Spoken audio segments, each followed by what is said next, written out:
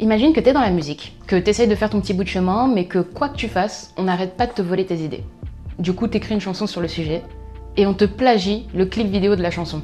En Big 2025, ça c'est arrivé à Iseult, une artiste francophone indépendante qui s'est fait plagier presque au timecode près son clip vidéo pour le morceau Bitch You Could Never, qu'elle a financé de sa propre poche même pas un an auparavant. Et ceux qui l'ont plagié, ce sont pas des petits artistes indés. Ce sont des artistes internationaux, souvent au top des classements, soutenus par deux labels dont l'un détient un capital de 56,4 millions d'euros. Mais est-ce qu'on peut vraiment considérer ça comme du plagiat ou plutôt comme de l'inspiration? Et qui est responsable? C'est ce qu'on va essayer de démêler aujourd'hui. Moi c'est Ilona, je suis réalisatrice et je travaille souvent avec des artistes indépendants. Et niveau création audiovisuelle, pour tout ce qui concerne le plagiat et l'inspiration, j'ai beaucoup étudié la loi et je connais aussi ces zones d'ombre. Et c'est vrai que concernant ce sujet, même s'il a été pas mal médiatisé, j'ai un peu dû chercher un peu partout pour trouver toutes les informations que je voulais pour me constituer mon avis, donc je me suis dit que ça pourrait être pas mal de décortiquer ça ensemble aujourd'hui. Le 11 octobre dernier, le compte fan Iseult_updates publie ce message sur X. Je vous le traduis en français. C'est dingue, ils ont littéralement volé le clip vidéo entier d'Iseult. Les artistes noirs ne sont pas respectés dans cette industrie. Nous attendons des explications de l'équipe créative et du label. Ce n'est pas ok. Et avec ce clip, elle partage un montage vidéo compilant plusieurs plans de deux clips différents qui ont effectivement l'air quasiment identiques. On va les regarder ensemble pour analyser les ressemblances. Donc en haut de l'image, on voit un clip qui est sorti en 2025 pour le morceau Dame Daddy de Arty featuring Soyeon du groupe Idol. Et en bas, on voit le clip d'Iseult pour Bitch You Could Never, sorti en 2024. On va comparer le clip qui est en bas, celui d'Iseult, avec celui du haut. La première image qu'on voit, c'est Iseult qui marche dans un couloir avec une assistante derrière elle, habillée en business casual comme si elle était la CEO d'une boîte. Le décor est assez particulier, même si on identifie des bureaux dans un immeuble. Niveau déco, d'habitude des bureaux c'est plutôt grisâtre, c'est rarement orange. La première image du clip de Dame Daddy qu'on voit, c'est la chanteuse Soyeon qui marche d'un pas déterminé dans un couloir orange avec un assistant qui la rejoint derrière elle. Clairement, à part la contre-plongée et le cadre qui se situe un petit peu plus proche de la chanteuse, et les décors qui sont légèrement différents, même si clairement ça pourrait passer pour le même, c'est exactement le même type de décor avec cette teinte orangée. On dirait clairement que le décor d'Iseult a été reproduit, à la différence près qu'on n'a pas placé la caméra au même endroit, qu'on n'avait pas accès au même lieu de tournage et qu'on n'avait pas accès aux mêmes acteurs parce qu'on n'a pas tourné dans le même pays. Vous voyez ce que je veux dire? Parce que s'ils avaient pu, peut-être qu'ils l'auraient fait. Mais on continue, parce que ça s'arrête pas là. On a à plusieurs moments dans ces deux clips des inserts, des gros plans sur les figurants qui sont dans l'open space. Et on se rend compte que le comportement de chacune de ces personnes est un petit peu étrange, est un petit peu décalé. Mais exactement le même cadrage, la même valeur de plan et les mêmes actions des personnages dans le clip Dame Daddy. On a aussi des plans larges de ces employés au milieu de l'open space qui dansent la tectonique. La tectonique, c'est vraiment français. Là, clairement, on peut pas dire qu'ils ont eu l'idée tout seuls. Mais nous voler la tectonique à nous les Français, c'est même pas le plagiat le plus signifiant de ce clip.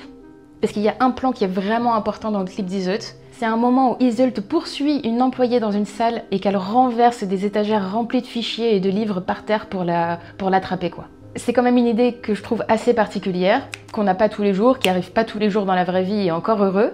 Et pourtant, on la retrouve dans ce clip un an plus tard. Avec toutes ces différentes similitudes, on ne peut pas dire effectivement que c'est juste de l'inspiration. Même l'interprétation et les actions du personnage qu'interprète Iseult dans le clip, elles sont copiées. Et plus largement, en termes de technique aussi, franchement, l'inspiration, ils sont pas partis très loin de leur inspiration en fait. On a une caméra de type hybride ou ciné, qui va tourner les plans principaux, les plans face caméra de l'artiste, et on a des plans filmés avec la webcam d'un ordinateur. Est-ce qu'on voit souvent ça, des films filmés avec une webcam d'ordinateur dans des clips? Alors oui, dans le clip de Dame Daddy, ils ont utilisé une caméra de meilleure qualité, mais malheureusement, ça enlève un peu le charme aussi, je trouve, du clip d'Iseult, quoi. Clairement, le clip d'Iseult, il a de l'âme, c'est un vrai projet artistique, c'est hyper éditorial. Et le clip de Dame Daddy, bah... c'est là, quoi. C'est creux. Désolée, moi d'habitude, j'adore les clips de K-pop, justement, je m'en inspire énormément pour mes projets, mais il y a une différence entre s'inspirer et plagier. Et on sent clairement que le clip d'Iseult, il est à part, que c'est pas juste tourner de belles images pour tourner de belles images, et à ce moment-là, je veux dire, n'importe qui peut faire une publicité, n'importe qui peut faire un photoshoot sur fond blanc, et il n'y a pas vraiment d'idée créative, donc on peut pas dire que c'est du plagiat. Mais le fait est que y a une vraie intention derrière le clip d'Iseult, surtout quand on regarde le travail des réalisatrices, qui est un duo qui s'appelle Schradinsky, composé donc de Yulia Schradinsky et de Marita Gurciani, qui travaillent en France et qui sont des habitués de la mode, qui ont notamment fait des campagnes où on retrouve justement cette patte avec des caméras hyper usées, des gens qui ont des comportements hyper décalés comme s'ils pétaient un plomb d'un coup. On retrouve ça justement dans les campagnes qu'elles ont fait pour Mugler, Jean-Paul Gaultier ou encore Marc Jacobs. Elles ont clairement une patte et on peut clairement dire qu'il y a une intention artistique derrière ce clip vidéo. Donc on est d'accord, Le clip de Dame Daisy, il est pas seulement inspiré par le clip d'Iseult, c'est comme elle l'a dit quand elle a découvert le poteau rose, une copie conforme. Parce qu'Iseult, elle s'est défendue, bien évidemment. Et c'est là que les problèmes arrivent. Quand elle a lu le tweet, elle a fait ce qu'on peut considérer comme un léger faux pas, mais qui lui a valu un harcèlement hardcore de la part de la communauté K-pop, principalement les fans de Soyeon. Le premier truc qu'elle a fait, c'est de publier une story pour le partager à sa communauté. Ou plus exactement, elle republie une story Instagram d'une des réalisatrices de son clip pour exprimer son ras-le-bol de se faire tout le temps copier et de demander d'être créditée. Sauf qu'elle a demandé ça en ne citant que le featuring du morceau, qui est en fait la personne qu'on voit principalement dans le clip. Ce featuring, c'est donc une artiste de K-pop qui vient du groupe Idol qui s'appelle Soyeon. Et c'est vrai qu'en voyant cette story, ça donne un peu l'impression que c'est la seule responsable. Mais s'il y a un truc qu'il faut savoir sur les industries de K-pop, sur les groupes de K-pop, c'est qu'ils ont pas vraiment leur mot à dire en fait sur les décisions qui sont prises créativement, marketingment, etc. Ils ont rien d'indépendant et c'est rare, à part peut-être certains à un certain niveau et encore, de prendre des décisions seuls concernant leur groupe ou leur carrière. Et le problème c'est que certaines personnes peuvent être très parasociales. Personnellement, je ne cautionne pas non plus effectivement le fait de ne nommer que le nom de la femme alors qu'il y a 2 featuring sur le morceau. C'était un peu indélicat. Mais après, j'ai vu aussi des internautes soutenir le fait que, clairement, Soyeon, elle a 5 millions d'abonnés sur Instagram, tandis que Arty, il en a que 250 000. Donc clairement, si tu devais choisir entre identifier Shakira ou, je sais pas, identifier Bilal Hassani pour dénoncer un plagiat que les deux auraient fait sur un featuring, et j'adore Bilal Hassani, hein, ce serait trop cool qu'il fasse un featuring avec Shakira, juste pour l'exemple, je pense qu'on aurait plutôt tendance à identifier Shakira, tu vois ce que je veux dire. Je pense qu'Iseult, elle aurait fait la même si c'était un artiste masculin, et puis surtout, faut noter qu'elle repostait une story qui ne citait que le nom, que le compte de Soyeon. Donc du coup, elle a vu le compte qui était mentionné, je pense qu'elle s'est surtout dit hop, j'identifie le compte, et puis voilà, je vais pas chercher plus loin. Mais malheureusement, pour les personnes très parasociales qui existent sur le web, ça reste un faux pas qu'elle a payé très cher. Mais faire un faux pas, ça ne justifie en rien la quantité de commentaires misogynes, racistes, grossophobes qu'elle a reçus, des gens qui décrédibilisent également son travail alors que c'est l'artiste francophone la plus streamée en 2024. Iseult, elle a pas juste lâché un truc sans contexte, elle est partie. Non, elle est allée sur Twitter et elle a expliqué la situation en mentionnant bien, en screenshotant bien les noms sur les crédits de toutes les personnes qui étaient impliquées dans les décisions créatives concernant ce clip vidéo, dans la chaîne, on va dire, habituelle hiérarchique de la création du visuel. On le verra un petit peu plus tard dans la vidéo. Donc oui, dans tous les cas, elle allait parler du featuring et elle allait recevoir de la haine pour avoir osé l'impliquer dans cette histoire. Mais on va voir si Soyeon, elle est vraiment innocente dans la deuxième partie de cette vidéo et d'abord continuer d'exposer les faits de manière chronologique. Je vous traduis en français le clip d'Iseult. Je viens de voir la vidéo de Dame Daisy par Arty et Soyeon. C'est une copie conforme de mon clip vidéo Bitch You Could Never. Réalisateur, label, artiste, tous ceux qui sont impliqués, le moins que vous puissiez faire est d'avoir la décence de créditer votre source. Et à ceux qui essayent de me faire culpabiliser d'en parler, honte à vous. Réduire au silence les femmes noires lorsque leur travail est volé a toujours fait partie du problème. Pas cette fois. Forcément, les déclarations d'Iseult ne sont pas passées inaperçues. Internet s'en est emparé, il y a eu des dizaines et des centaines de TikTok sur le sujet, en France, mais aussi à l'international. Des médias et des journaux papier en ont parlé. Et bien sûr, Iseult s'est tapé un harcèlement de malade. Résultat, le 17 octobre, à peine 6 jours plus tard, le clip vidéo est supprimé de YouTube.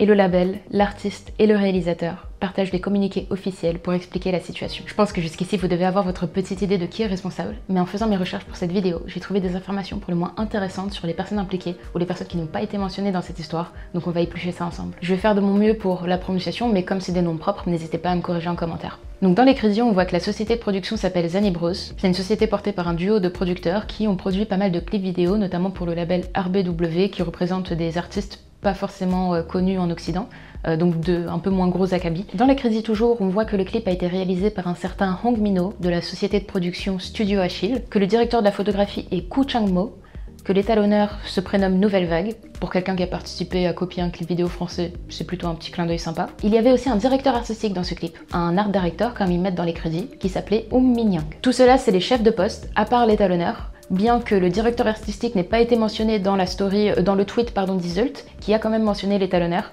mais je vais vous expliquer du coup un petit peu les rôles de l'équipe. Et bien sûr, on n'a pas parlé de Arty, le compositeur du morceau, qui est noté comme interprète entre guillemets principal, un peu comme un David Guetta ferait un featuring avec une Rihanna. Et Arty, c'est un producteur de musique, certes, mais ce qu'il faut savoir, c'est qu'il a travaillé dans un des plus gros labels de musique sud-coréen, YG Entertainment.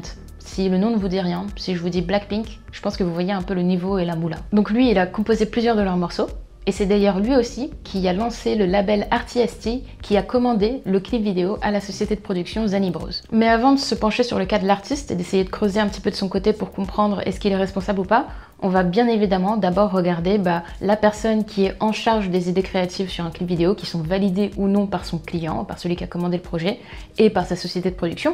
On va regarder du côté du réalisateur. Hong Min-ho, c'est un réalisateur sud-coréen qui est représenté et qui est sous contrat avec la société de production Studio Haché. Et à part le fait qu'il a réalisé pas mal de clips de K-pop, il n'y a pas vraiment de traces de lui en ligne. Sauf cette déclaration partagée sur le compte de Studio Haché. Il présente ses excuses et il prend la responsabilité totale de cette action. Mais moi j'ai envie de creuser un petit peu. Est-ce que c'est vraiment le seul responsable? Parce que quand il dit que personne n'a vu le moodboard et les références, ça paraît un peu gros, vous voyez ce que je veux dire? Pour moi, on peut directement éliminer la majorité de l'équipe de production. Il est très probable que pas tout le monde dans l'équipe n'ait vu les références ni le moodboard du réalisateur. Ça se partage pas généralement à tous les membres de l'équipe. Tout le monde n'a pas besoin de les voir, il y a des gens qui sont juste dans l'exécutif. C'est cool quand les réals donnent les références et ils peuvent le faire, ils le font généralement, mais c'est rarement le cas dans tous les projets et pour tous les clans d'un clip. Rares sont les membres d'une équipe de tournage qui ont un pouvoir décisionnaire sur ce qui va être filmé. Donc si tu n'as pas envie de tourner un plan, ok, rentre chez toi, on va prendre quelqu'un d'autre. Tu vois ce que je veux dire? On peut considérer que toute l'équipe post-production, caméra, lumière, que les assistants et les acteurs ne sont pas responsables et n'avaient rien à voir avec cette histoire. Comme je le disais, Iseult, elle a mentionné le coloriste du clip dans le tweet où elle dénonçait le plagiat. Cependant, lui, il a juste récupéré les images à la fin du tournage et on lui a demandé de faire la couleur, d'harmoniser les couleurs et de venir rajouter une petite patte créative en lui donnant ou pas des références qui peuvent être les mêmes ou peuvent être différentes. Vu que la colorimétrie n'est pas du tout pareille dans le clip d'Iseult et dans le clip d'Am Daddy, je pense pas qu'on lui a envoyé les références effectivement, donc il n'a rien à voir avec tout ça. C'est les personnes qui ont décidé de filmer ces images-là et de demander à des gens qui ont imposé à des gens de filmer ces images-là qui sont responsables. Concernant le directeur artistique dont je parlais un petit peu plus tôt, là j'avoue c'est un petit peu plus flou. Bien sûr, on ne peut que supposer, et tout ce que je fais ce ne sont que des suppositions, mais ce que j'en pense, c'est déjà que c'est un nouveau métier et que chacun le fait un petit peu comme il l'entend. Mais grosso merdo, le poste des directeurs artistiques, habituellement, ça va être d'épauler les réalisateurs dans la conceptualisation de l'environnement visuel d'un projet, c'est-à-dire tout ce qui concerne les décors, le stylisme, les accessoires. Des fois, ils sont purement dans l'opérationnel, on leur donne un moodboard, on leur donne des références et c'est à eux de trouver, soit de proposer des idées, soit de proposer des alternatives, soit d'aller chercher les pièces qu'on leur a demandé d'aller chercher. C'est basé sur mon expérience quand j'ai travaillé avec une directrice artistique, donc si vous avez une autre expérience, n'hésitez pas à le dire en commentaire s'il y a des réals ou autres qui passent ici. Le réalisateur l'a dit lui-même, c'est lui qui a eu cette idée, il connaissait le travail d'Iseult avant, et clairement le concept du clip d'Iseult repose sur la décoration de cet endroit. On peut supposer, on peut confirmer, je pense, le fait que Hong Min-young et ses équipes étaient vraiment dans l'exécutif, ils ont reçu des références et ils ont été chercher les endroits, les accessoires, etc. qui correspondaient le mieux. Le réalisateur, il a vendu, il a proposé son idée, elle a été acceptée. Et ensuite, on a été chercher un directeur artistique pour trouver dans la vraie vie les choses qu'il y avait dans son moodboard et les exécuter dans la vraie vie, quoi. Donc c'est pas le directeur artistique qui a décidé de ce qu'il y allait avoir dans le clip et qui a été chercher lui-même ses autres références. Parce que oui, du coup, il a bien fallu que le réalisateur, qui se dit lui-même le seul responsable et le seul qui était au courant, il a bien fallu qu'il propose l'idée au client, à la boîte de production, au label, pour qu'ils disent OK, pour qu'ils connaissent le budget, pour qu'ils aillent réserver le lieu, pour qu'ils aillent organiser le tournage, quoi, tout simplement. Tu veux pas tourner quelque chose sans savoir ce que tu vas tourner. Qui tu ramènes, quoi tu ramènes, enfin... Il n'y a pas que le réalisateur qui sait tout. En vrai, pour le label, on peut aussi se dire que c'est une faute d'inattention ou alors que vraiment le réalisateur savait qu'il allait commettre un crime et donc il a essayé de cacher au possible les preuves et donc il a tout gardé dans son coin. Et enfin, ce serait tout à fait possible de dire je veux un open space, je veux que les actrices fassent ça, qui dansent ça, etc., etc. sans montrer à ton équipe, aux gens à qui tu demandes ça, la référence que tu as en tête. C'est plus compliqué, mais c'est possible. Donc on peut se dire que les équipes de production n'étaient pas au courant, qu'on ne leur a pas montré les références, mais est-ce qu'on peut vraiment dire que c'est le cas aussi des artistes ? Parce que c'est un peu gros quand même, de tourner un truc, mais à aucun moment de montrer une référence à ton client. On va voir un peu ce qu'ils ont dit sur le sujet. À commencer par le featuring Soyeon. Quand on regarde les images du making-of du clip, on tombe sur cette séquence où elle dit « 오늘은 이게 제 노래 아니어서 시키는 대로 열심히 해보고 싶어요. 열심히 그 원하시는 분위기에 맞춰보도록 하겠습니다. Et quand on regarde des making-of de clips de K-pop, quand on s'intéresse à comment fonctionne l'industrie, on se rend compte effectivement que souvent les artistes, c'est limite s'ils découvrent le set de tournage, ce qu'ils vont tourner le jour même du tournage, quoi. Des fois, de temps en temps, ils ont des réunions avec les directeurs créatifs ou bien les réalisateurs où ils vont leur présenter un PowerPoint, comme je fais avec mes clients, un PowerPoint avec les techniques utilisées, l'ambiance du projet, les références, etc. Mais ils ou elles ont rarement leur input créatif, leur mot à dire sur les idées créatives, comme je vous disais plus tôt. Ceci dit, Soyeon, elle a quand même la réputation d'être très impliquée dans les concepts sur lesquels elle travaille. C'est Arty lui-même qui le dit dans une interview que j'ai retrouvée avec Asia Business Daily. Mais la traduction du coréen à l'anglais au français ou juste de l'anglais au français, elle fait peut-être perdre le sens exact des mots parce que quand on regarde les crédits de la chanson, elle n'est pas créditée. Peut-être qu'elle a écrit le refrain, mais c'est tout. Donc effectivement, au vu des crédits et de ces images, on ne peut pas dire qu'elle était impliquée dans la direction créative de ce clip vidéo en particulier. Et même si elle a potentiellement vu les moodboards de près ou de loin, déjà peut-être qu'elle n'a pas reconnu, ou peut-être que ça aurait été assez indélicat de s'interposer quand t'es pas à la direction d'un projet, quoi. Mais on va enfin parler de Arty, le compositeur et chef de projet. Dans sa déclaration officielle qui a été partagée sur le compte Twitter de son label Arty ST, il présente platement ses excuses et il soutient qu'aucun des artistes n'est responsable des décisions créatives sur ce projet. Il a aussi rajouté que la production et que son label n'étaient pas du tout au courant qu'une œuvre similaire à Dame Daddy existait auparavant et qu'ils se sont juste appuyés sur les storyboards qui auraient été faits pour le projet. Storyboard qu'on aimerait bien voir, nous. Donc selon lui, il avait aucune connaissance de la ressemblance avec le clip d'Iseult. Alors expliquez-moi pourquoi dans la même interview avec Asia Business Daily, qui a été publiée le 10 août 2025, soit 2 mois avant que le plagiat ne soit révélé au grand jour, Arty dit lui-même, même si les scènes sexy du concept ont été visualisées par le réalisateur, la direction créative dans l'ensemble, c'était mon idée. Est-ce qu'en disant ça, il essaye juste de récupérer un petit peu les lauriers du travail du réalisateur, ce qui arrive très souvent de la part d'artistes, de producteurs ou autres, ou bien est-ce qu'il avoue lui aussi avoir été inspiré par Iseult? Inspiré, on s'entend. Les scènes sexy dans le clip de Dame Daddy, il n'y en a pas vraiment. Le clip en lui-même, il est sexy, il y a des moments sexy, comme le plan sur la poitrine, l'attitude générale de la chanteuse.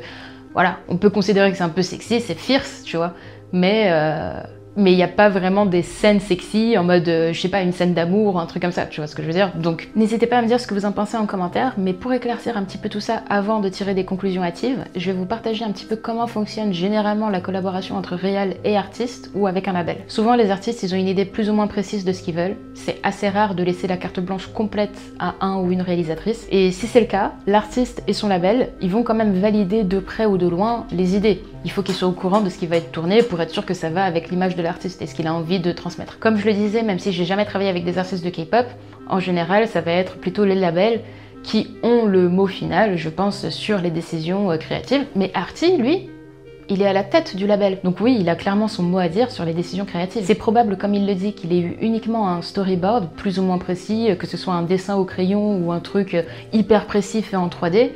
Mais c'est quand même assez rare de ne montrer qu'un storyboard à ses clients, sachant qu'une image vaut 1000 mots et qu'un dessin, des fois, c'est assez indéchiffrable comparé à une vraie image en 3D live action, quoi. Live action. Les perspectives, c'est pas du tout les mêmes, le rendu des objets, c'est pas du tout les mêmes, enfin, t'as vraiment une idée précise quand t'as une image, quoi. Donc, c'est un peu de compliquer la vie, mais peut-être que le réal, il travaille comme ça. Peut-être que, comme je disais plus tôt, il a voulu cacher le fait qu'il plagiait, qu'il copiait complètement les idées de quelqu'un d'autre, en faisant genre que c'était les siennes, en les dessinant et en montrant, regardez, c'est moi qui ai pensé ça avec ma petite tête, quoi. Mais effectivement, du coup, si tu vois qu'un dessin, tu peux pas savoir que ça vient de quelque part d'autre, quoi. En vrai, mon hypothèse au début, quand j'ai vu cette histoire, c'était que c'est l'artiste qui avait une idée assez précise de ce qu'il voulait, plus ou moins précise. Je sais pas, peut-être une idée d'un concept dans un bureau ou un truc comme ça, ou avec des uniformes de bureau. Il a fait un appel à projet où il a discuté avec une société de production qui a mandaté un réalisateur, ou alors il a contacté directement le réalisateur, qui a vu l'opportunité d'insérer ce clip qu'il avait vraiment kiffé d'Iseult et de le recopier de A à Z sans y voir en fait de problème, vous voyez ce que je veux dire. Donc pour moi, il y avait clairement eu une présentation d'un PowerPoint, d'un moodboard, dans un bureau avec tout le monde assis autour d'une table ronde, l'artiste qui dit ok, pas de souci, on va recopier exactement ce clip. Mais en vrai, leur histoire de storyboard, elle tient. Et puis si on considère le fait que bah oui, ça arrive que des personnes prennent le crédit d'artistes pour leurs idées créatives, peut-être qu'effectivement ce qu'a dit Arty dans l'interview, c'était juste du bluff, c'était juste pour bien se faire voir, vous voyez ce que je veux dire. Dans ce cas-là, le réalisateur aurait bien caché son jeu. Et en vrai, on pourra toujours se demander qui est vraiment responsable.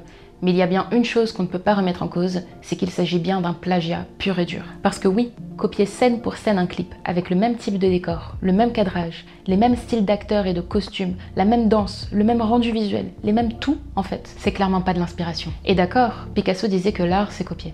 Mais l'article L112-1 du Code de la propriété intellectuelle, lui, dit que toute représentation ou reproduction intégrale ou partielle faite sans le consentement de l'auteur ou de ses ayants droit est illicite. Et vous voulez savoir ce qu'Iseult elle en pense des excuses du réalisateur et de ses collègues? Pour elle, des excuses ne constituent pas une justice. La vraie justice, pour moi, serait de changer la façon dont notre industrie fonctionne pour que plus aucun artiste nulle part ne soit forcé de voir son travail être volé et transformé en la success story de quelqu'un d'autre. Iseult elle a dit ça dès le départ. Et elle a également rajouté ça dans un autre tweet. Les artistes noirs ont façonné la pop culture dès ses premiers jours. Et pourtant, nous sommes les moins soutenus dans l'histoire.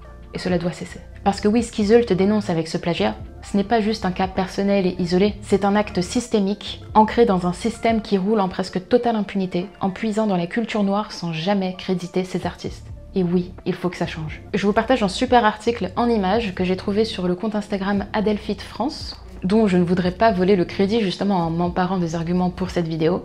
Donc je vous laisse le lien en description, je vous affiche aussi quelques images à l'écran. Mais dites-moi si une vidéo plus approfondie sur le fait que l'industrie de la K-pop et de la musique en général vampirise les cultures noires sans jamais leur donner le crédit, ça vous intéresse. Dans ce cas-là, je ferai les recherches adéquates pour produire une vidéo complète sur le sujet. Et en attendant, ce qu'on peut faire en tant que public de concret, déjà, c'est de prendre conscience de cette réalité, c'est d'en parler, c'est de faire passer le mot, parce que c'est le meilleur moyen de soutenir les artistes qui en sont victimes.